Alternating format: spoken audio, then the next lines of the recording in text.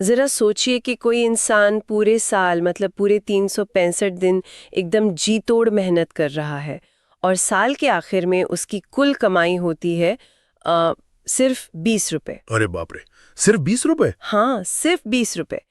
और अगर हम 1867 के दौर में जाएं ना, तो एक आम भारतीय की यही कड़वी सच्चाई थी। बिल्कुल। और अर्थव्यवस्था का तो हम बस अंदाजा ही लगा सकते हैं कि उस वक्त क्या कर रहा होगा। सही बात है। लेकिन आज हम इस बारे में बात क्यों कर रहे हैं? क्योंकि आज की इस गहन चर्चा का विषय ही यही है। हम राष्ट्रीय आय या नेशनल इनकम को खंगालने वाले हैं। हाँ, और यही इस पूरी कहानी का सबसे बड़ा मतलब टर्निंग पॉइंट है, क्योंकि उसी 20 रुपया प्रति व्यक्ति आय वाले देश ने आज जो छलांग लगाई है ना, वो सच में हैरान करने वाली है। एकदम। आज भारत $3.75 ट्रिलियन की विशाल अर्थव्यवस्था बनकर दुनिया में 5वें नंबर पे खड़ा है। जी, और ये सफर सिर्फ कुछ संख्याओं के बढ़ने का नहीं है, ये एक पूरे राष्ट्र के आर्थिक पुनर्जागरण की कहानी है। ठीक कहा आपने। लेकिन जब भी इस आर्थिक विकास या किसी देश की जैसे आर्थिक सेहत की बात होती ना, तो अक्सर हमारे सामने भारी भरकम शब्दों और फॉर्मूलों का एक जाल बिछा दिया जाता है। हाँ, न्यूज़ चैनल से लेकर अखबारों तक हर जगह बस जीडीपी, जीएनपी, एनडीपी जैसे शब्द उछाले जाते हैं। बिल्कुल। तो आज के इस विश्लेषण का मुख्य उद्देश्य यही है कि हम इन डराने वाले आर्थिक शब्दों के पीछे छिपे असली गणित को डिकोड करें। एकदम सही। हम ये समझेंगे कि कागज पर दिखने वाली ये बड़ी बड़ी संख्याएं असल जिंदगी में क्या मायने रखती हैं। तो चलिए इस कहानी की बिल्कुल शुरुआत में चलते हैं। आपने 1867 के उस 20 रुपए वाले आंकड़े का जिक्र किया था। मैं सोच रही थी कि ये आंकड़ा आखिर निकाला किसने था? ये ऐतिहासिक काम किया था दादा भाई नौरोजी ने, जिन्हें हम grand old man of India भी कहते हैं। अच्छा, हाँ। हाँ, उन्होंने अपनी बेहद प्रसिद्ध किताब poverty and un British rule in India में पहली बार राष्ट्रीय आय का आकलन किया था। तो राष्ट्रीय आय को अगर हम सबसे आसान भाषा में समझना चाहें तो वो क्या होगी? मतलब एकदम सरल शब्दों में कहें तो संपूर्ण देश के द्वारा एक साल में कमाई जाने वाली कुल आय। ठीक है। तो दादा भाई ने पहली बार अंग्रेजों की नीतियों को भावनाओं के बजाय आंकड़ों के जरिए सामने रखा। बिल्कुल। उन्होंने बताया कि कैसे भारत का पैसा बाहर जा रहा है और यहाँ के लोग सिर्फ 20 रुपए सालाना पर गुजारा कर रहे हैं। पर ये बात सोचने में कितनी अजीब लगती है। मतलब दादा भाई नौरोजी अपने समय के एक महान नेता और विचारक तो थे, लेकिन वो कोई प्रशिक्षित अर्थशास्त्री मतलब इकोनॉमिस्ट तो थे नहीं। सही कहा, वो इकोनॉमिस्ट नहीं थे, है ना? उनका बिना अर्थशास्त्री डिग्री के एक पूरे उपमहाद्वीप की आय की गणना करना ऐसा है जैसे मैं कल सुबह रिजर्व बैंक ऑफ इंडिया में घुस जाऊं और कहूं कि लो भाई, मैं देश की पूरी बैलेंस शीट ऑडिट करने वाली हूं। ये तुलना बहुत बढ़िया है। और सच कहूं तो यहाँ जो सबसे आकर्षक बात है वो यही है कि उनकी इस गणना को सैद्धांतिक रूप से मान्यता नहीं मिली थी। अच्छा, मान्यता नहीं मिली? जी, क्योंकि जैसा कि आपने खुद कहा, वो अर्थशास्त्री नहीं थे। उनके पास पूरे देश का सटीक डेटा जुटाने की कोई वैज्ञानिक प्रणाली नहीं थी। तो ये बस एक बेहतरीन और साहसिक प्रयास था। बिल्कुल, इसे बस एक अनुमानित आकलन ही माना गया। वैज्ञानिक आधार पर राष्ट्रीय आय को मापने के लिए हमें कई दशकों का इंतजार करना पड़ा। तो फिर वो पहला इंसान कौन था जिसने एक प्रॉपर अर्थशास्त्री वाले नजरिए से ये काम किया? वो काम हुआ 1931-32 के दौरान। डॉक्टर VKRV राव ने पहली बार वैज्ञानिक और अर्थशास्त्रीय दृष्टिकोण से भारत की राष्ट्रीय आय की गणना की। मतलब उन्होंने बकायदा आर्थिक सिद्धांतों का उपयोग किया होगा? हाँ, एकदम। उन्होंने क्षेत्रों को बांटा और तब जाकर जो आंकड़ा निकाला उसके अनुसार उस समय प्रति व्यक्ति आय 62 रुपए सालाना थी। 62 रुपए? 20 रुपए से 62 रुपए तक का सफर? जी, और ये भारत के आर्थिक इतिहास में एक बहुत बड़ा कदम था, क्योंकि पहली बार एक प्रमाणित मेथड का इस्तेमाल हुआ था। पर ये तो आजादी से पहले की बात है ना, जब सत्ता अंग्रेजों के हाथ में थी। हाँ, बिल्कुल। आजादी के बाद तो हालात एकदम बदल गए होंगे। एक नए राष्ट्र को अपनी नीतियां बनाने के लिए तो लगातार और सटीक आंकड़ों की जरूरत पड़ी होगी। तो इसे एक सरकारी रूप कैसे दिया गया? किसी भी नए देश को चलाने के लिए डेटा सबसे जरूरी चीज होती है। देश की आजादी के तुरंत बाद 1949 में तत्कालीन प्रधानमंत्री जवाहरलाल नेहरू ने राष्ट्रीय आय समिति का गठन किया। अच्छा, राष्ट्रीय आय समिति? इसके अध्यक्ष कौन थे? इसकी कमान सौंपी गई PC महालनोबिस को, जो भारत के सबसे बड़े सांख्यिकीविद मतलब स्टैटिस्टिशियन माने जाते हैं। अरे वाह। और दिलचस्प बात यह है कि इस समिति में डॉक्टर एन.वी. गाडगिल के साथ साथ वही डॉक्टर वी.के.आर.वी. राव भी शामिल थे, जिन्होंने 1931 में पहली वैज्ञानिक गणना की थी। क्या बात है, मतलब पुराने अनुभव को नई सरकार ने पूरी तरह से इस्तेमाल किया। बिल्कुल किया, लेकिन सिर्फ एक समिति बना देना काफी नहीं था। पूरे देश से हर साल आंकड़े जुटाने के लिए एक बहुत बड़े नेटवर्क की जरूरत थी। हाँ, जमीनी स्तर पर काम करने के लिए। जी, इसीलिए 1950 में NSSO यानी नेशनल सैंपल सर्वे ऑफिस की स्थापना की गई। तो इनका काम घर घर जाकर सर्वे करना था। हाँ, इसका मुख्य काम था देश भर में घूम घूम कर सर्वे करके वर्ष भर के आर्थिक आंकड़े जुटाना। लेकिन अगर मैं सही समझ रही हूँ तो केवल आंकड़े जुटाना ही काफी नहीं होता। उन लाखों करोड़ों आंकड़ों का विश्लेषण करना, उन्हें एक रिपोर्ट में बदलना भी तो उतना ही जरूरी है। एकदम सही पकड़े आप। और उसी काम के लिए ठीक एक साल बाद 1951 में CSO यानी सेंट्रल स्टैटिस्टिकल ऑफिस की स्थापना की गई। तो NSSO और CSO मिलकर काम करते थे। हाँ, NSSO कच्चा डेटा लाता था और CSO उस डेटा का आकलन करके आधिकारिक श्वेत पत्र या व्हाइट पेपर जारी करता था। दशकों तक इस प्रणाली ने ऐसे ही काम किया। लेकिन हाल ही में इसमें कुछ बदलाव भी हुआ है ना, मुझे कुछ याद आ रहा है। जी, 2019 में एक बहुत बड़ा ढांचागत बदलाव किया गया। सरकार ने NSSO और CSO दोनों का विलय कर दिया। अच्छा, दोनों को मिला दिया। तो अब नया नाम क्या है? अब इन दोनों की जगह एक ही सर्वोच्च संस्था है, NSO यानी राष्ट्रीय सांख्यिकीय कार्यालय। समझ गए।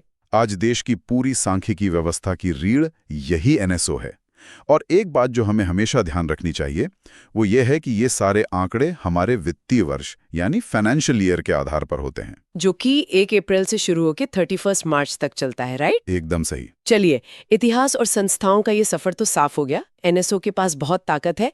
लेकिन एक सवाल जो मेरे दिमाग में घूम रहा है वो ये है कि NSO आखिर 1 अरब से ज्यादा लोगों की आय गिनता कैसे है? ये बहुत ही वाजिब सवाल है। मतलब कोई एक इंसान जाकर हर घर का दरवाजा तो खटखटा नहीं सकता। इस आय को मापने के असल तरीके क्या हैं?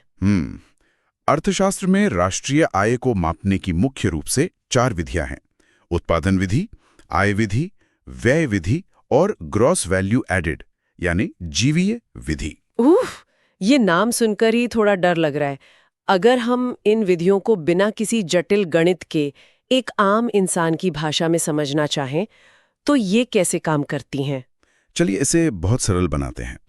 आय विधि या इनकम मेथड का सीधा सा मतलब है कि हम देश में कमाने वाले हर साधन की आमदनी को जोड़ लें। मतलब हर तरह की कमाई? हाँ, मानिए किसी को जमीन का किराया मिल रहा है, किसी को पूंजी पर ब्याज मिल रहा है, मजदूरों को उनकी दिहाड़ी मिल रही है और कंपनियों को अपना मुनाफा मिल रहा है। ठीक है। जब हम इन चारों को मतलब किराया, ब्याज, मजदूरी और लाभ को एक साथ जोड़ देते हैं तो हमें देश की कुल आय मिल जाती है। अरे ये तो बहुत सीधा सा लॉजिक हुआ। जितना पैसा लोगों के हाथ में आया वो सब जोड़ लो। आपने बिल्कुल सही अंदाजा लगाया। आय विधि में हम देखते हैं कि पैसा कहाँ से आ रहा है, जबकि व्यय विधि में हम ये नापते हैं कि पैसा खर्च कहाँ हो रहा है। जैसे हम लोग जो बाजार में खर्च करते हैं। हाँ, आम लोगों द्वारा बाजार में खर्च किया गया पैसा, फिर कंपनियों द्वारा कारखानों या मशीनरी में किया गया निवेश। और सरकार भी तो खर्च करती है पुल या सड़क बनाने में। बिल्कुल, वो सरकारी खर्च। और आखिर में हमारे आयात निर्यात के अंतर को भी जोड़ लेते हैं। समझ गई। मतलब पैसा कहीं ना कहीं तो खर्च होगा ही, तो बस खर्च को नाप लो, आय अपने आप पता चल जाएगी। ये तो कमाल का तरीका है ना? पर ये तीसरी चीज क्या थी, ग्रॉस वैल्यू एडेड या GVA विधि, इसका क्या फायदा है?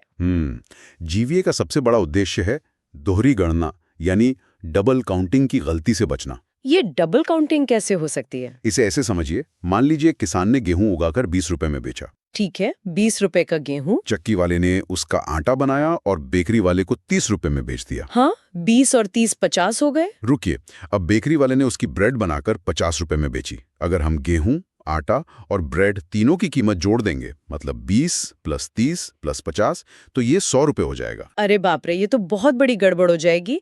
हमने एक ही गेहूं की कीमत को 3 बार जोड़ लिया। बिल्कुल, ये अर्थव्यवस्था की एक झूठी और बहुत बड़ी तस्वीर दिखाएगा। तो इस गड़बड़ से बचने का नियम क्या है? नियम बहुत सख्त और स्पष्ट है। राष्ट्रीय आय की गणना हमेशा अंतिम उत्पाद या फाइनल प्रोडक्ट के मूल्य पर होती है। मतलब हमारे उदाहरण में केवल ब्रेड की कीमत जुड़ेगी? एकदम सही, केवल केवल ब्रेड के 50 रुपए की कीमत ही जोड़ी जाएगी, क्योंकि गेहूं और आटे की कीमत उसमें पहले से शामिल है। कच्चे माल को कभी अलग से नहीं गिना जाता। वाओ, ये तो बहुत तार्किक है। और यही नियम हमें हमारे अगले और शायद सबसे मशहूर विषय पर लाता है, जीडीपी यानी सकल घरेलू उत्पाद या ग्रॉस डोमेस्टिक प्रोडक्ट। जी, जिसके बिना कोई आर्थिक चर्चा पूरी नहीं होती। न्यूज़ में हर रोज ये शब्द गूंजता है। स्रोत में दी गई इसकी आधिकारिक परिभाषा कहती है कि एक वित्तीय वर्ष में देश की सीमा के अंदर उत्पादित अंतिम वस्तुओं और सेवाओं का कुल मौद्रिक मूल्य जीडीपी कहलाता है। बिल्कुल, और इस परिभाषा में सबसे ज्यादा जोर देश की सीमा के अंदर यानी डोमेस्टिक बाउंड्री पर है। अगर मैं इसे रोजमर्रा की जिंदगी से जोड़ूं तो क्या मैं इसे एक रसोई के उदाहरण से समझ सकती हूँ? हाँ, बिल्कुल, बताइए। मान लीजिए हमारा देश एक बहुत बड़ी रसोई है। अब इस रसोई के अंदर जो भी खाना पक रहा है वो कुल उत्पादन है। ठीक है। चाहे वो खाना मेरे भाई ने पकाया हो या बाहर से आए किसी विदेशी मेहमान ने मेरी गैस और बर्तनों का इस्तेमाल करके पकाया हो। चूंकि वो खाना मेरी रसोई की चारदीवारी के अंदर पका है, इसलिए वो मेरी रसोई की जीडीपी का हिस्सा है। क्या ये तुलना सही है? मैं कहूंगा ये बहुत ही सटीक और शानदार तुलना है। रसोई की सीमा ही तय करती है कि क्या जीडीपी में गिना जाएगा। मतलब विदेशी कंपनियों का उत्पादन भी इसमें शामिल होगा? एकदम। भारत की जमीन पर अगर कोई विदेशी कंपनी आकर कारें बना रही है तो वो कारें भारत की जीडीपी में गिनी जाएंगी। अच्छा, आइए इसे एक संख्यात्मक उदाहरण से समझते हैं, जिससे ये पूरी प्रक्रिया स्पष्ट हो जाएगी। हाँ, गणित से चीजें साफ हो जाती हैं। मान लीजिए हमारी अर्थव्यवस्था में केवल 3 लोग काम कर रहे हैं। एक किसान है जिसका साल का अंतिम उत्पादन 2,50,000 रुपए है। ठीक है, 2.5 लाख। एक कारखाना है जिसका उत्पादन 5 लाख रुपए है। और एक आईटी कंपनी है जिसका उत्पादन 10 लाख रुपए है। तो अगर हम इन तीनों को जोड़ दें तो 2.5 लाख प्लस 5 लाख प्लस 10 लाख, ये हो गए 17,50,000 रुपए। बिल्कुल, तो हमारे देश की कुल जीडीपी 17,50,000 रुपए हो जाएगी। ये तो बहुत आसान गणित है, लेकिन एक सेकंड रुकिए, क्या ये सच में इतनी आसान है? किसान ने जो 2.5 लाख रुपए कमाए वो उसका शुद्ध मुनाफा तो नहीं है ना? आपने बिल्कुल सही जगह उंगली रखी है ना? खेती करने में उसका ट्रैक्टर घिसा होगा, उसने खाद खरीदी होगी, मजदूरों को पैसे दिए होंगे। तो क्या ये 17.5 लाख रुपए हमारी असली कमाई है? नहीं है। और यहीं पर अर्थशास्त्र का एक नया और थोड़ा ज्यादा यथार्थवादी शब्द जन्म लेता है, एनडीपी यानी शुद्ध घरेलू उत्पाद या नेट डोमेस्टिक प्रोडक्ट। तो ये शुद्ध कैसे निकलता है? हर उत्पादन प्रक्रिया में कुछ ना कुछ टूट फूट होती है। मशीनें पुरानी होती हैं, लागत लगती है। इसे अर्थशास्त्र की भाषा में मूल्य ह्रास या डेप्रिसिएशन कहते हैं। आसान भाषा में कहें तो मशीनों की घिसाई। एकदम सही। तो अगर हम जीडीपी में से इस घिसाई को घटा दें तो हमें एनडीपी मिल जाएगा। मतलब फॉर्मूला बहुत सीधा है, एनडीपी बराबर जीडीपी माइनस डेप्रिसिएशन। बिल्कुल। उसी किसान वाले उदाहरण पर वापस चलते हैं। किसान का कुल उत्पादन 2.5 लाख रुपए था। हाँ। लेकिन इसके लिए उसने बीज पर 10,000 रुपए, ट्रैक्टर के सर्विसिंग पर 5,000 रुपए, उर्वरक पर 5,000 रुपए और मजदूरी पर 5,000 रुपए खर्च किए। तो 10 और 5 15 और 10 25, मतलब कुल मिलाकर उसका 25,000 रुपए का खर्चा या मूल्यह्रास हो गया। सही हिसाब लगाया। तो 2.5 लाख की जीडीपी में से इस 25,000 को घटा दें तो बचते हैं 2,25,000 रुपए। अच्छा, तो ये 2.25 लाख रुपए उस किसान की शुद्ध आय या एनडीपी है। बिल्कुल। ये तो हुई हमारी रसोई या देश की भौगोलिक सीमा के अंदर की बात।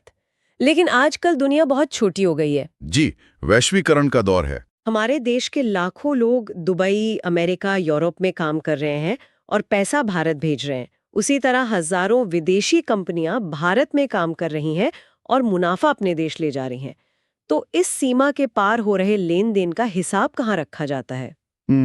यहाँ पर घरेलू यानी डोमेस्टिक की जगह राष्ट्रीय या नेशनल शब्द आ जाता है और जन्म होता है जीएनपी यानी सकल राष्ट्रीय उत्पाद का, ग्रॉस नेशनल प्रोडक्ट। हाँ, जीएनपी सीमाओं को नहीं देखता, वो नागरिकों को देखता है।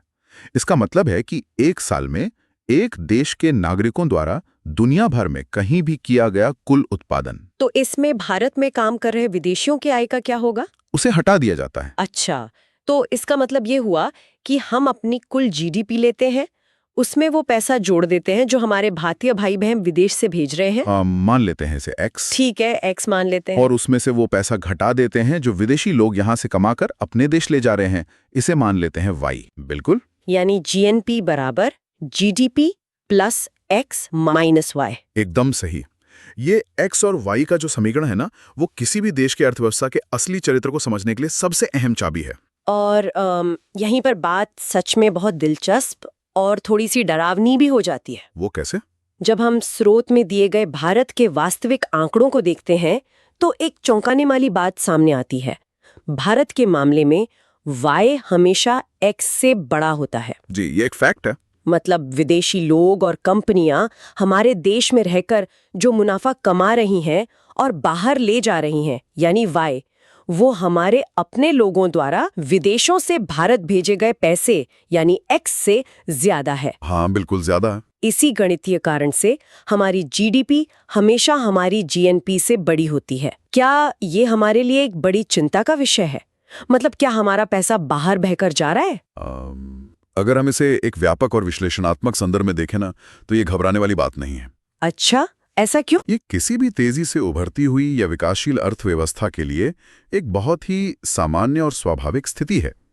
होता क्या है कि जब कोई देश तेजी से विकास कर रहा होता है तो वो दुनिया भर से बहुत सारा विदेशी निवेश यानी एफडीआई आकर्षित करता है। हाँ, मेक इन इंडिया जैसी चीजें। बिल्कुल।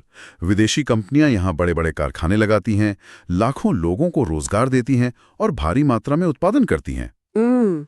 जाहिर है इस निवेश पर वे मुनाफा कमाकर अपने देश वापस ले जाएंगी। सही कहा। और इसी से वाई का आंकड़ा बढ़ जाता है। इसका मतलब ये नहीं है कि हमारी अर्थव्यवस्था कमजोर है। इसका सीधा सा मतलब है कि विदेशी पूंजी हमारी सीमाओं के भीतर आकर हमारी उत्पादन क्षमता को बढ़ा रही है। तो क्या कभी ऐसा समय आ सकता है जब ये दोनों बराबर हो जाएं? अर्थशास्त्र की नजर में एक आदर्श स्थिति वही होगी जब एक्स और वाई बराबर हो जाएं। जिस दिन ऐसा होगा वो एक पूर्ण संतुलन की स्थिति होगी और तब हमारी जीडीपी और जीएनपी बिल्कुल बराबर हो जाएंगे। ये सुनकर काफी राहत मिली। ये सिर्फ अर्थव्यवस्था के विकास का एक चरण है। अब जैसे हमने कुछ देर पहले जीडीपी से घिसाई घटाकर शुद्ध आंकड़ा यानी एनडीपी निकाला था, क्या हम जीएनपी के साथ भी ऐसा कर सकते हैं? बिल्कुल कर सकते हैं। और जब हम जीएनपी में से इस घिसाई या मूल्यह्रास को घटाते हैं तो जो आंकड़ा निकल कर आता है उसे एनएनपी यानी शुद्ध राष्ट्रीय उत्पाद कहते हैं। Net national product. मतलब एनएनपी बराबर जीएनपी माइनस डेप्रिसिएशन। एकदम सही। और यहाँ पर एक बहुत ही महत्वपूर्ण बात पर जोर देना जरूरी है। अर्थशास्त्र के सभी पैमानों में राष्ट्रीय आय की गणना के लिए इस एनएनपी को ही सर्वोपयुक्त अवयव माना जाता है। मतलब सबसे प्योर या शुद्ध मापदंड। हाँ, सबसे प्योर कंपोनेंट। ये किसी भी अर्थव्यवस्था की वास्तविक सेहत की सबसे साफ और सटीक तस्वीर पेश करता है। ऐसा क्यों? क्योंकि ये केवल हमारे नागरिकों के योगदान को मापता है और साथ ही मशीनों और पूंजी के उस नुकसान को भी घटा देता है जो उत्पादन की प्रक्रिया में लाजमी है। समझ गई। और अगर हम इन शुद्ध पैमानों के आधार पर आज की वैश्विक तस्वीर देखें तो भारत $3.75 ट्रिलियन के साथ विश्व में 5वीं सबसे बड़ी अर्थव्यवस्था बन गया है। जी, ये एक बहुत बड़ी उपलब्धि है। पहले स्थान पर अमेरिका है और दिलचस्प बात यह है कि जिस ब्रिटेन ने कभी हम पर राज किया था वो अब छठे स्थान पर खिसक गया है। ये तो है। 20 रुपए प्रति व्यक्ति आय से लेकर $3.75 ट्रिलियन तक का सफर सच में चमत्कार जैसा लगता है। निस्संदेह ये एक विशाल छलांग है।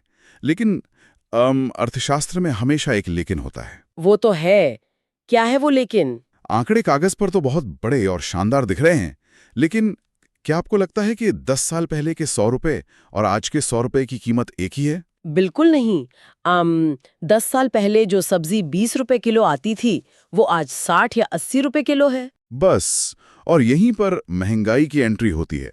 इसी महंगाई के भ्रम को तोड़ने के लिए हमें दो नए शब्दों को समझना होगा, वास्तविक जीडीपी और नाममात्र जीडीपी। रियल और नॉमिनल जीडीपी? जी, बहुत बार राजनेता या अखबार केवल वो आंकड़ा दिखाते हैं जो बड़ा दिखता है, लेकिन एक जागरूक इंसान होने के नाते हमें दोनों का फर्क समझना चाहिए। तो ये नॉमिनल जीडीपी क्या होती है? नाममात्र या नॉमिनल जीडीपी वो आंकड़ा है जो केवल वर्तमान वर्ष की कीमतों पर निर्भर करता है। इसमें महंगाई का असर शामिल होता है। और रियल जीडीपी? दूसरी ओर वास्तविक या रियल जीडीपी किसी एक आधार वर्ष या बेस ईयर की कीमतों पर निर्भर करती है। वर्तमान में भारत सरकार ने ये आधार वर्ष 2011-12 तय किया है। ये नॉमिनल जीडीपी मुझे बिल्कुल उस सैलरी हाइक की तरह लगती है जिसे पाकर हम कागजों पर बहुत खुश होते हैं। क्या बात है, कैसे? मान लीजिए आपकी सैलरी 50% बढ़ गई। आप एकदम खुश हो जाते हैं कि वाह, अब मैं अमीर हो गई। लेकिन महीने के अंत में पता चलता है कि मकान का किराया, पेट्रोल और बच्चों के स्कूल की फीस भी बिल्कुल उसी 50% के अनुपात में बढ़ गई है। अरे बाप रे, एकदम सही। है ना? आपकी जेब में पैसे तो ज्यादा आ रहे हैं, लेकिन असलियत में आपकी खरीदने की क्षमता, मतलब परचेजिंग पावर, वहीं की वहीं है। ये एक बहुत ही बेहतरीन उदाहरण है। चलिए इसे एक साधारण से गणितीय मॉडल से सिद्ध करते हैं। मान लीजिए हम आधार वर्ष 2011-12 में हैं। ठीक है। उस साल आपके कारखाने ने केवल 5 कुर्सियां बनाई। एक कुर्सी की कीमत थी 20 रुपए। ओके। तो उस साल की अर्थव्यवस्था या नॉमिनल जीडीपी कितनी हुई? 5 गुणा 20 यानी कुल 100 रुपए। ठीक है, 100 रुपए। और चूंकि 2011-12 ही हमारा आधार वर्ष है, इसलिए रियल जीडीपी भी 100 रुपए ही मानी जाएगी। यहाँ तक तो स्थिति बहुत साफ है। अब मान लीजिए हम टाइम मशीन में बैठते हैं और कुछ साल आगे 2015-16 में आ जाते हैं। चलिए आ गए। अब उस कारखाने ने उत्पादन बढ़ाया और 5 की जगह 12 कुर्सियां बनाई, यानी जमीन पर वास्तविक विकास हुआ है। जी बिल्कुल हुआ है। लेकिन क्योंकि समय बीत गया है, बाजार में महंगाई भी आ गई है। अब एक कुर्सी की कीमत 20 रुपए नहीं रही, बल्कि बढ़कर 35 रुपए हो गई है। अब देखिए कि आंकड़ों का खेल कैसे बदलता है। अगर हम 2015-16 की नॉमिनल जीडीपी निकालें, तो हम आज की उत्पादित मात्रा यानी 12 कुर्सियों को आज की कीमत यानी 35 रुपए से गुणा करेंगे। तो 12 को 35 से गुणा करने पर आता है 420 रुपए। बिल्कुल। तो अगर हम सिर्फ इस आंकड़े को देखें तो ऐसा लगेगा कि 2011 के 100 रुपए से बढ़कर हमारी अर्थव्यवस्था 420 रुपए की हो गई है। कोई भी देखकर कहेगा कि हमने चौगुनी से ज्यादा तरक्की कर ली। लेकिन जमीनी सच्चाई कुछ और ही कहानी बयां कर रही है। अगर हमें उस असली विकास को मापना है, यानी 2015-16 की रियल जीडीपी निकालनी है, तो हमें आज के उत्पादन, मतलब 12 कुर्सियों को पुराने आधार वर्ष की कीमत यानी 20 रुपए से गुणा करना होगा। एकदम सही। तो 12 गुणा 20 होता है 240 रुपए। बिल्कुल, यही असली तस्वीर है। वास्तविक आर्थिक विकास के कारण अर्थव्यवस्था 100 रुपए से 240 रुपए तक ही पहुंची है। तो बाकी का पैसा कहाँ गया? जो बाकी का अंतर दिख रहा है, यानी 420 रुपए और 240 रुपए के बीच का गैप, वो केवल महंगाई का गुब्बारा है।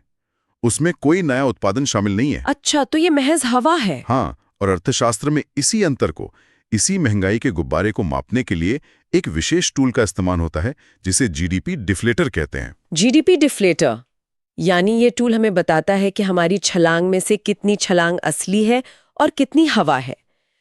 इसे निकालते कैसे हैं? Divided by real into 100। जी, ये 1% निकाल कर दे देगा, जो बताएगा कि आधार वर्ष की तुलना में महंगाई के कारण जीडीपी कितनी सूज गई है। ये किसी भी अर्थव्यवस्था का बुखार नापने वाला थर्मोमीटर जैसा है। वाओ, ये तो बहुत काम की चीज है। ये तो बात हुई कि समय के साथ कीमतें कैसे बदलती हैं, लेकिन जब हम कीमतों की बात कर ही रहे हैं, तो एक और चीज है जो किसी भी सामान की कीमत को रातों रात बदल देती है। आप टैक्स की बात करिए ना। बिल्कुल, सरकार के टैक्स और सब्सिडी। इसे बाजार मूल्य यानी मार्केट प्राइस और लागत मूल्य यानी फैक्टर कॉस्ट का अंतर कहते हैं। क्या हम इसे भी किसी रोजमर्रा के उदाहरण से समझ सकते हैं? बिल्कुल समझ सकते हैं। मान लीजिए किसी फैक्ट्री में एक टी शर्ट बन रही है। उस टी शर्ट को बनाने की जो असली लागत है, जिसमें मजदूरों की पगार, धागा, बिजली का बिल, सब कुछ शामिल है, वो है 300 रुपए। ठीक है। इस 300 रुपए को हम फैक्टर कॉस्ट या लागत मूल्य कहते हैं। अब फैक्ट्री के दरवाजे से बाहर आते ही जब ये टी शर्ट किसी शॉपिंग मॉल में बिकने के लिए पहुंचेगी, तो सरकार उस पर अपना टैक्स लगा देगी। जी बिल्कुल। मान लेते हैं कि इस पर 50 रुपए का टैक्स लग गया। तो अब मॉल में खड़े ग्राहक के लिए इस टी शर्ट की कीमत क्या हो गई? 300 रुपए लागत प्लस 50 रुपए टैक्स, ये हो गए 350 रुपए। एकदम सही। और यही 350 रुपए उसका मार्केट प्राइस या बाजार मूल्य है। और अगर मान लीजिए सरकार खादी की टी शर्ट को बढ़ावा देने के लिए 20 रुपए की छूट या सब्सिडी दे देती है, तो हम उसे घटा देंगे। जी, जिससे कीमत 330 रुपए रह जाएगी। यानी बाजार मूल्य हमेशा फैक्टर कॉस्ट में टैक्स जोड़कर और सब्सिडी घटाकर निकलता है। इस पूरी चर्चा से एक बात तो बहुत स्पष्ट हो जाती है। जब हम न्यूज में सुनते हैं कि भारत की राष्ट्रीय आय बढ़ गई है, तो वो केवल एक सीधा सा नंबर नहीं होता। बिल्कुल नहीं। वो किसानों की मेहनत, विदेशी निवेश के रुझान, मशीनों की घिसाई, सरकार द्वारा लगाए गए टैक्स और महंगाई के प्रभाव का एक बहुत ही जटिल मिश्रण है। आज हम गरीबी और बेरोजगारी के बुनियादी अर्थों और उनकी मापन समितियों का बहुत ही बारीकी से विश्लेषण कर रहे हैं। और ये बहुत जरूरी भी है। हाँ, और सच कहूं तो जब हम इन असली अध्ययन नोट्स और जमीनी आंकड़े में उतरते हैं तो अचानक वो एक्सरे मशीन खराब लगने लगती है। हाँ, क्योंकि तस्वीर इतनी सीधी होती नहीं है। एकदम सही। हम एक ऐसे परिदृश्य को देख रहे हैं जो बहुत जटिल है। ये नोट सिर्फ किताबी परिभाषाएं नहीं हैं, बल्कि हमारे समाज की कड़वी सच्चाइयों का एक बहुत ही उलझावा गणितीय रूप है। ये बिल्कुल सही कहा आपने। अगर हम इस चर्चा की नींव रखें तो सबसे पहले हमें ये समझना होगा कि इंसान की बुनियादी ज़रूरतें आखिर हैं क्या। राइट। जो स्रोत हमारे पास हैं उनमें वर्ल्ड डेवलपमेंट इंडेक्स का जिक्र है। इसके अनुसार एक इंसान को जीवित रहने के लिए जो बुनियादी चीजें चाहिए वे बहुत ही साधारण सी लगती हैं। भोजन, वस्त्र, आवास, शिक्षा और चिकित्सा। तो सुनने में बहुत ही सामान्य सूची लगती है। मतलब हर किसी को ये सब तो मिलना ही चाहिए। बिल्कुल, लेकिन असल परिभाषा की गहराई को समझिए। जब कोई व्यक्ति या परिवार अपनी आय के हर एक साधन का प्रयोग कर लेता है, अपनी पूरी ताकत लगा देता है, हर संभव कोशिश कर लेता है और फिर भी इन दैनिक आवश्यकताओं को पूरा नहीं कर पाता, तो उस स्थिति को गरीबी कहते हैं। और मतलब ये सिर्फ पैसों की कमी नहीं है। एग्जैक्टली। ये केवल बैंक में कम पैसे होना नहीं है, ये जीवन जीने की बुनियादी मशीनरी का पूरी तरह से फेल हो जाना है। ठीक है, चलिए इसे थोड़ा विस्तार से समझते हैं, क्योंकि जब हम इन स्रोतों में दी गई मापन समितियों को देखते हैं ना, तो ये और भी चौंकाने वाला हो जाता है। हाँ, बिल्कुल। मुझे नोट्स में दिखा कि गरीबी को मापने के लिए आय, फिर कैलोरी और व्यय यानी खर्चे के आधार पर अलग अलग पैमानों का इस्तेमाल किया गया है। वर्ल्ड बैंक ने भी कोई पैमाना तय किया है, राइट? जी हाँ।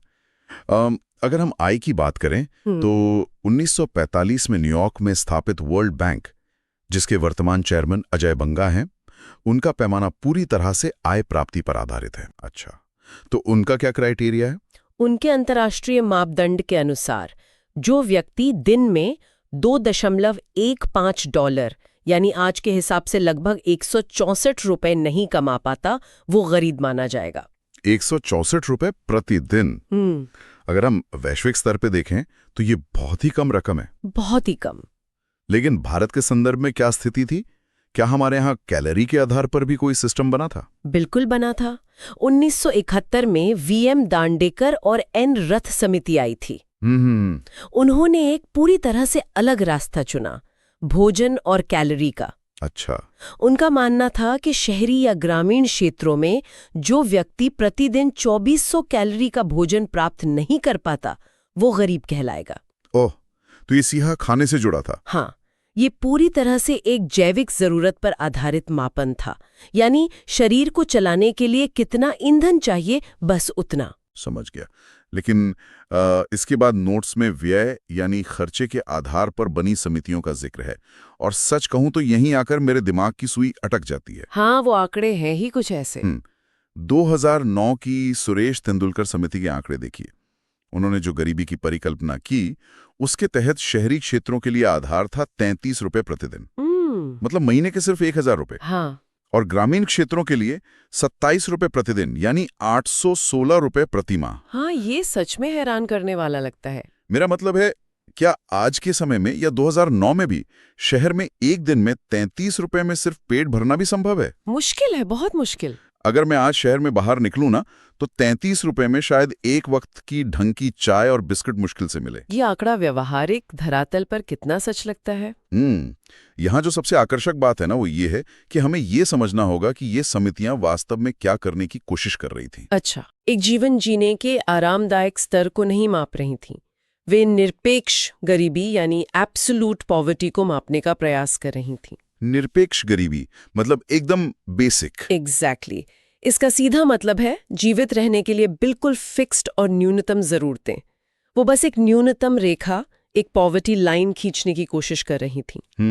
भले ही आज के चश्मे से वे रेखाएं कितनी भी अव्यवहारिक या कम क्यों ना लगे, वे अर्थशास्त्र की भाषा में उस बिंदु को खोज रहे थे जहां से नीचे इंसान का टिके रहना असंभव हो जाता है। यानी वे सचमुच सबसे निचले स्तर को परिभाषित कर रहे थे, एक तरह का सर्वाइवल मोड। बिल्कुल सर्वाइवल मोड। लेकिन क्या इसके बाद किसी ने इस रेखा को सुधारने की कोशिश की? जी, इसके बाद 2012 में सी रंगाराजन समिति बनी, जिसने 2014 में अपनी रिपोर्ट दी। आरबीआई के पूर्व गवर्नर ने इस रेखा को थोड़ा सा ऊपर किया। उन्होंने शहरी क्षेत्रों के लिए इसे 47 रुपए प्रतिदिन और ग्रामीण क्षेत्रों के लिए 32 रुपए प्रतिदिन तय किया। जो कि अभी भी बहुत ही कम है यार। 47 रुपए में शहर में एक दिन का गुजारा। ये सचमुच बहुत कम है। लेकिन इसी थोड़े से बढ़े हुए आंकड़े के आधार पर जो तस्वीर सामने आई वो और भी चिंताजनक थी। वो कैसे? इस मापदंड से 2011-12 में भारत की गरीबी दर 29.5% मापी गई थी। बाप रे। इसका सीधा सा अर्थ है कि भारत में हर 10 में से लगभग 3 व्यक्ति इस अत्यंत न्यूनतम इस 47 रुपए और 32 रुपए वाली रेखा के भी नीचे जी रहे थे। ये तो बहुत ही भयानक स्थिति है। और स्रोतों में एक बहुत ही महत्वपूर्ण बिंदु ये भी है कि इस तरह की गरीबी का आकलन बच्चों के आधार पर नहीं होता है। अच्छा, तो ये सिर्फ बड़ों के लिए है? हाँ, यह परिवारों और वयस्कों की आय व व्यय पर केंद्रित है। तो ये तो बात हुई निरपेक्ष या एब्सोल्यूट गरीबी की, जहां बस ये देखा जा रहा है कि आप सांस ले पा रहे हैं या नहीं। बिल्कुल। लेकिन देखिए, गरीबी सिर्फ ये नहीं है कि बुनियादी जरूरतें नहीं हैं। ये इस बात पर भी निर्भर करती है कि समाज के बाकी लोगों की तुलना में एक इंसान कहाँ खड़ा है, जिसे शायद सापेक्ष गरीबी या रिलेटिव पॉवर्टी कहते हैं। एकदम सटीक। और किसी भी अर्थव्यवस्था का असली स्वास्थ्य इस सापेक्ष गरीबी को समझे बिना नहीं जाना जा सकता। देखिए, यहीं पर आकर ना बात सच में बहुत दिलचस्प हो जाती है। क्योंकि हमारे स्रोतों में आय असमानता को मापने के 2 बहुत ही अहम तरीके दिए गए हैं, लॉरेंज वक्र और गिनी गुणांक। लॉरेंज वक्र के बारे में नोट्स कहते हैं कि ये एक ग्राफ है जो आय असमानता को दर्शाता है। जी। अगर हम इसे थोड़ा विजुअलाइज करें तो लॉरेंज वक्र के ग्राफ में एक 45 डिग्री की सीधी रेखा होती है, जिसे समानता की रेखा या लाइन ऑफ इक्वालिटी कहते हैं। इसका मतलब है कि समाज की 20% आबादी के पास कुल धन का 20% हिस्सा है। अच्छा। 50% आबादी के पास 50% हिस्सा है, यानी सब कुछ बिल्कुल बराबर बटा हुआ है, जो कि एक आदर्श स्थिति है। हाँ, लेकिन असल दुनिया में ये सीधी रेखा कभी नहीं होती। असल में एक असमानता का वक्र या इनइक्वालिटी कर्व होता है, जो इस सीधी रेखा के नीचे की ओर झुका होता है। राइट। ये वक्र जितना ज्यादा नीचे की ओर झुकेगा, जितनी गहरी खाई बनाएगा, समाज में उतनी ही ज्यादा असमानता होगी। समझ गया। और इस खाई को या इस झुकाव को नंबरों में बताने का काम करता है गिनी गुणांक, जिसे 1912 में कॉनराडो गिनी ने बनाया था। बिल्कुल। नोट्स में इसका एक फॉर्मूला दिया है, a/a+b। मैं गणित में तो ज्यादा नहीं जाना जाता, लेकिन इससे जो नंबर निकलता है वो 0 से 1 के बीच होता है। हाँ, एकदम सही। तो अगर मुझे इसे एक एनालॉजी से समझाना हो तो सोचिए कि 10 लोगों के बीच एक पिज्जा को बांटा जाना है।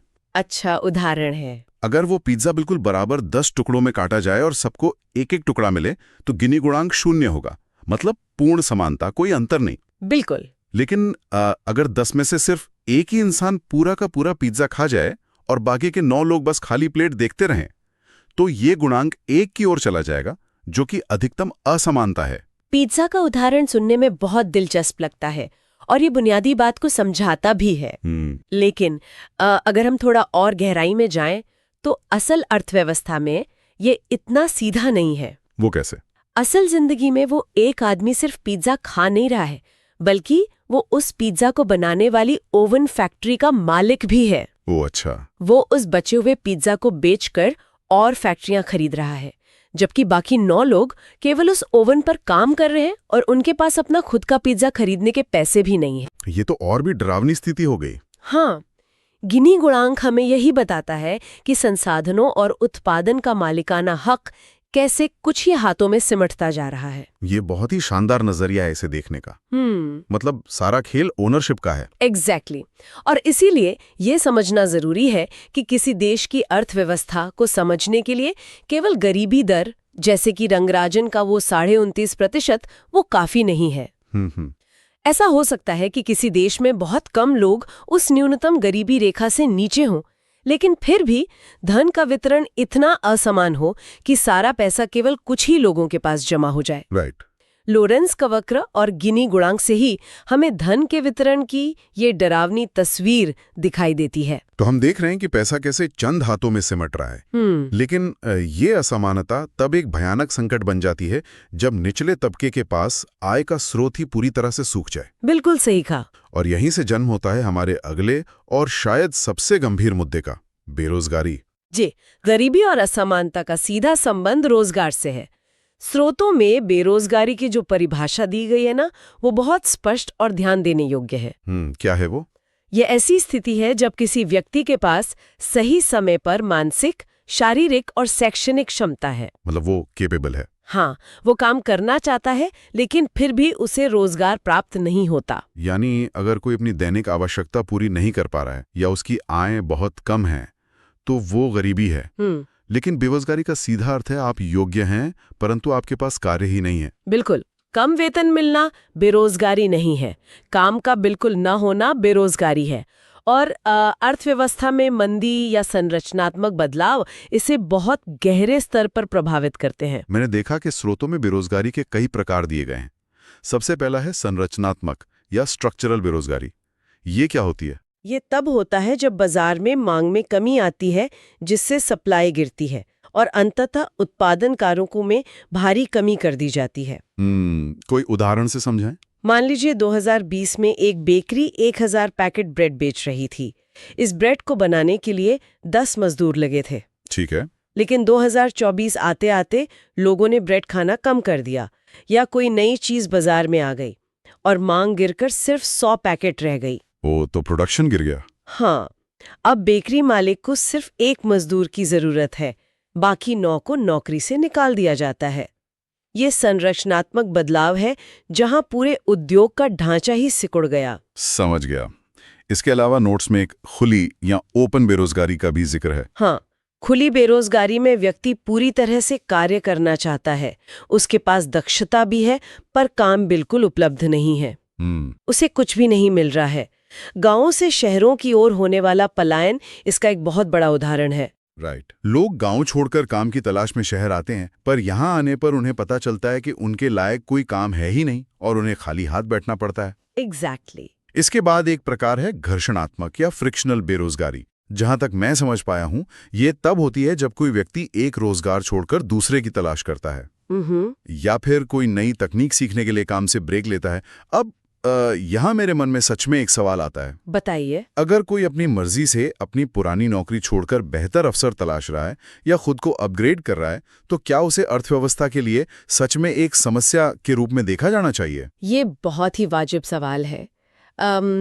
अगर हम इस स्थिति को उस व्यक्ति के नजरिए से देखें तो ये उसके भविष्य के लिए एक सकारात्मक कदम है। बिल्कुल। लेकिन अगर हम इसे व्यापक संदर्भ से जोड़कर देखें तो अर्थव्यवस्था की नज़र में उस संक्रमण काल या ट्रांजिशन के दौरान वो व्यक्ति सिस्टम में कुछ भी उत्पादन नहीं कर रहा है। ओह अच्छा, मतलब वो कुछ समय के लिए इनएक्टिव है। हाँ, उसकी क्षमता उस अवधि के लिए फ्रीज हो गई है, इसलिए तकनीकी रूप से वो बेरोजगारी ही गिना जाएगा, भले ये अल्पकालिक हो। समझ गया। लेकिन नोट्स में जो अगली कैटेगरी है, चक्रीय या साइक्लिकल बेरोजगारी, वो सच में डरावनी लगती है। ये पूरी अर्थव्यवस्था में मंदी के कारण आती है, राइट? बिल्कुल। और इसे समझने के लिए स्रोतों में नोकिया साइकिल का एक बहुत ही शानदार उदाहरण दिया गया है। इसे ऐसे समझे कि एक पूरी चेन कैसे काम करती है। हाँ, सोचिए कि एक स्मार्टफोन कैसे बनता है। मान लीजिए उसे बनाने की लागत 40 रुपए है। और फिर जो कंपनी का मालिक है वो अपना मुनाफा भी तो जोड़ेगा। मान लीजिए उसने 10 लाख रुपए का मुनाफा तय किया। ठीक है। अब इस फोन का उत्पादन करने के लिए कारखाने में 100 मजदूर लगे हैं, जिनकी सैलरी का कुल खर्च नोट्स के मुताबिक 20 लाख रुपए है। तो इन सब खर्चों को मिलाकर एक फोन 50 रुपए में बनकर तैयार होता है। राइट। अब फोन बन गया, लेकिन उसे पैक भी करना है, तो पैकिंग के लिए अलग से 100 मजदूर लगे हैं, जिनका खर्च फिर से 20 लाख रुपए है। और फोन को बेचने के लिए 50 लोगों की मार्केटिंग टीम है, जिन्हें 15 लाख रुपए दिए जा रहे हैं। इसके बाद ये फोन होलसेलर्स के पास जाता है। 90 होलसेलर्स इसे 95 रुपए के भाव पर आगे बढ़ाते हैं और अंततः बाजार में ये फोन बिकता है, जिससे 1 करोड़ रुपए की सेल जनरेट होती है। ये एक पूरा इकोसिस्टम है, एक चक्र है। अब मान लीजिए कि अर्थव्यवस्था में मंदी आ जाती है, लोगों की नौकरियां जाने लगती हैं या महंगाई बहुत बढ़ जाती है, हाँ, तो लोगों के पास वो फोन खरीदने के पैसे ही नहीं बचते। तो जो 1 करोड़ की सेल हो रही थी वो अचानक रुक जाती है। अब इस चेन का क्या होगा? ये एक डोमिनो इफेक्ट की तरह काम करता है। मतलब एक गिरा तो सब गिरेंगे। बिल्कुल, जैसे ही अंतिम उपभोक्ता फोन खरीदना बंद करता है, होलसेलर्स के पास काम नहीं रहता। जब होलसेलर्स ऑर्डर नहीं देंगे तो कंपनी मार्केटिंग टीम की छटनी करेगी। बाप रे।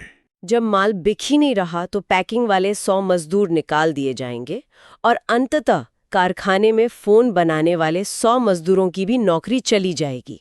तो मंदी आती जगह है उपभोक्ता की जेब में, लेकिन वो पूरी सप्लाई चेन में रोजगार खत्म कर देती है। एग्जैक्टली। ये सच में पूरी व्यवस्था के ताश के पत्तों की तरह ढह जाने जैसा है। और जब हम खासतौर पर भारत की बात करते हैं ना, तो बेरोजगारी का रूप थोड़ा और अलग और जटिल हो जाता है। हाँ, भारत के संदर्भ में चीजें अलग है। हमारे स्रोतों में एक विशेष प्रकार की बेरोजगारी पर बहुत जोर दिया गया है, जिसे प्रच्छन्न या डिस्गाइज्ड बेरोजगारी कहा गया है। नोट स्पष्ट रूप से कहते हैं कि ये भारत में सर्वाधिक पाई जाने वाली बेरोजगारी है, विशेष रूप से गांव और कृषि क्षेत्र में। जी, इसे अदृश्य बेरोजगारी भी कहते हैं।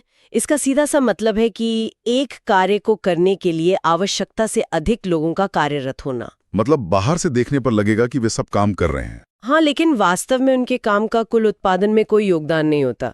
उदाहरण के लिए गन्ने का एक 20 बीघा खेत है, ठीक है? इस खेत में जुताई, बुवाई और कटाई के लिए 5 किसानों की मेहनत पर्याप्त है। लेकिन परिवार बड़ा है और उसी खेत में एक ही परिवार के 11 लोग काम कर रहे हैं। तो जो 6 अतिरिक्त लोग काम कर रहे हैं, उनके होने या न होने से खेत में गन्ने की पैदावार पर तो कोई फर्क नहीं पड़ रहा है। बिल्कुल नहीं। वे 6 लोग तकनीकी रूप से प्रच्छन्न बेरोजगार हैं। वे काम में लगे हुए जरूर दिखते हैं, लेकिन अर्थव्यवस्था के कुल उत्पादन में उनका कोई मूल्य नहीं जुड़ रहा है। तो इस सब का असल में क्या मतलब निकलता है? मैं इसे इस तरह से देखता हूँ, मतलब ये बिल्कुल ऐसा जैसे किसी भारी सोफे को उठाने के लिए 4 लोगों की जरूरत है। अच्छा एनालॉजी है। लेकिन 10 लोग उस सोफे को पकड़कर खड़े हैं, बाकी के 6 लोग सोफे का वजन कम नहीं कर रहे, वो कोई एक्स्ट्रा ताकत नहीं लगा रहे, बस भीड़ भगा रहे हैं। राइट। उन्हें लग रहा है कि वो काम कर रहे हैं, पर असल में वो बस वहां मौजूद हैं। ये एक बेहतरीन एनालॉजी है। लेकिन अगर हम इसे भारत के ग्रामीण संदर्भ में देखें तो एक कड़वी सच्चाई भी नजर आती है। वो क्या? वो 6 लोग जो सोफे को पकड़े हुए हैं ना, वो वहां शौक से नहीं खड़े हैं। वो इसलिए वहां हैं क्योंकि उनके पास जाने के लिए कोई दूसरी जगह नहीं है। अर्थव्यवस्था के दूसरे क्षेत्रों जैसे मैन्युफैक्चरिंग या सर्विस सेक्टर में उनके लिए नौकरियां ही नहीं हैं, इसलिए वे मजबूरन खेती में ही खप रहे हैं। ये तो सच में एक मजबूरी वाला काम हो गया। बिल्कुल। और इसी से जुड़ी एक और श्रेणी है मौसमी या सीजनल बेरोजगारी। ऐसे कामगार जो वर्ष भर में केवल एक विशेष अवधि के दौरान ही कार्यरत रहते हैं। अच्छा, जैसे गन्ने का व्यापारी जिसका काम केवल गन्ने के मौसम में चलता है और साल के बाकी महीने वो खाली बैठा रहता है। ये तो ग्रामीण और कृषि क्षेत्र की बात हुई, लेकिन ये संकट सिर्फ खेतों तक सीमित नहीं है। बिल्कुल नहीं। आज के आधुनिक औद्योगिक क्षेत्रों में भी एक बड़ा तूफान आ रहा है। हम औद्योगिक या इंडस्ट्रियल बेरोजगारी की बात कर रहे हैं। ये तब होती है जब उद्योगों में पुरानी तकनीक को नई तकनीक से बदल दिया जाता है और लोगों की छटनी होने लगती है। इसका सबसे ताजा और ज्वलंत उदाहरण है एआई, आर्टिफिशियल इंटेलिजेंस के कारण नौकरियों का जाना। बिल्कुल, इतिहास में भी ऐसा हुआ है। जैसे पहले के जमाने में जब कंप्यूटर आए थे तो हाथ से खाते बही लिखने वाले मुनीमों या अकाउंटेंट्स की भारी कमी हो गई थी। हाँ, लोग बेरोजगार हो गए थे। तकनीक हमेशा पुराने काम करने के तरीकों को खत्म करती है। ये कंपनियों के लिए तो फायदेमंद होता है, लेकिन जिन लोगों की स्किल्स पुरानी हो गई हैं उनके लिए एक बड़ा संकट खड़ा कर देता है। और यहीं से ये बात हमारी आखिरी और सबसे चिंताजनक श्रेणी से जुड़ जाती है, शिक्षित या एजुकेटेड बेरोजगारी। जी। जब किसी व्यक्ति को उसकी दक्षता और पढ़ाई के अनुसार रोजगार नहीं मिलता। स्रोतों में दिया गया उदाहरण बहुत आम है, लेकिन बहुत ही परेशान करने वाला है। बिल्कुल। जहां एक पीएचडी या एमटेक की उच्च शिक्षा प्राप्त डिग्री वाला व्यक्ति सिर्फ गुजारे के लिए एक टेलीकॉलर के रूप में काम करने को मजबूर है। अगर आप इन दोनों औद्योगिक और शिक्षित बेरोजगारी को एक साथ रखकर देखें तो तस्वीर बहुत साफ होती है। एक तरफ एआई और नई तकनीक लगातार उन लोगों को बाहर का रास्ता दिखा रही है जो मिड लेवल का काम करते थे। राइट। और दूसरी तरफ जो युवा उच्च शिक्षा प्राप्त करके आ रहे हैं वे अपनी योग्यता से बहुत निचले दर्जे का काम कर रहे हैं क्योंकि अर्थव्यवस्था में उनके लायक नौकरियां पैदा ही नहीं हो रही हैं।